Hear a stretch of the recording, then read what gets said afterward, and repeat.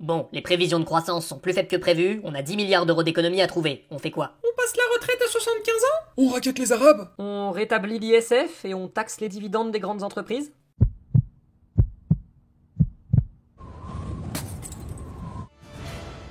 Bonjour et bienvenue dans votre journal du 23 février 2024.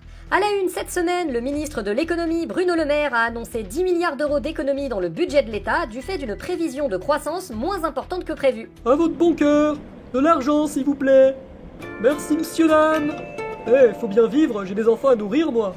L'événement de la semaine dernière, c'est évidemment le décès en prison de l'opposant russe Alexei Navalny. Le président russe, Vladimir Poutine, s'est exprimé sur les circonstances du décès. Nous ne comprenons pas ce qui a pu se passer. Alexei Navalny suivait une routine quotidienne pour garantir qu'il conserve une bonne santé.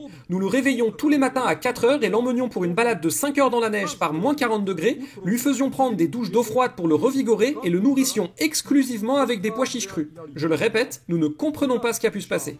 Immigration maintenant, dans un contexte de crise continue à Mayotte, Gérald Darmanin a annoncé son intention de supprimer le droit du sol sur l'île.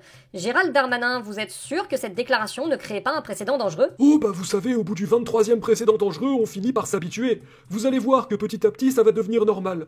Vous inquiétez pas, ça va bien se passer. Mais tout d'abord, tenter de supprimer le droit du sol spécifiquement à Mayotte, c'est pas impossible, voire même illégal? Je vois pas le problème. Vous savez, on a un dicton ici. Ce qui se passe à Mayotte, reste à Mayotte. C'est pas comme si on était en France. Mayotte est un territoire français, vous savez, la loi française s'y applique. Mais oui, bien sûr, vous allez me faire croire que la loi française s'applique aux Noirs maintenant. Vous en avez de bonnes. Mais c'est le cas.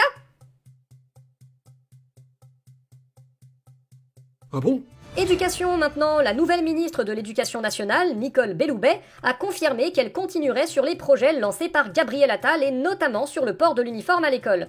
Madame Belloubet, vous n'étiez pas opposée à ce genre d'idée à la base? Absolument pas, j'ai toujours été favorable à ce type de mesure qui garantira que la France reste la France et que nous puissions réarmer civiquement notre belle République. C'est super pratique ces petits robots télécommandés qui disent ce que je pense à ma place. Sur le plan des médias, un jugement rendu par le Conseil d'État va contraindre la chaîne d'extrême droite CNews à respecter davantage le pluralisme de ses intervenants. Monsieur Pascal Praud, est-ce que cette décision... qu'est-ce qu'il a? Oh, excusez-le, il est comme ça depuis qu'on lui a dit qu'il allait devoir faire intervenir des gauchistes dans ses émissions. Pour notre entretien du jour, nous nous retrouvons avec Fabien Roussel, secrétaire général du Parti communiste. Monsieur Roussel, la campagne des européennes vient tout juste de commencer, mais votre liste est pour l'instant assez mal placée dans les sondages. Vous rigolez? C'est un destin glorieux qui nous attend. Nous avons déjà réussi à réunir la moitié des partis de la gauche derrière la cause de la vraie révolution. Ah bon, aux dernières nouvelles, le PS, ELV et LFI ont leur propre liste. Ce sont les derniers qu'il nous reste à convaincre pour que l'union derrière notre grande cause populaire soit complète. Mais beaucoup d'autres nous ont déjà rejoints. Et lesquels, par curiosité? Bah déjà, il y a l'engagement. L'engagement? Oui, l'engagement. C'est le parti de Montebourg. Ah, et c'est tout? Mais non, il y a aussi les radicaux de gauche.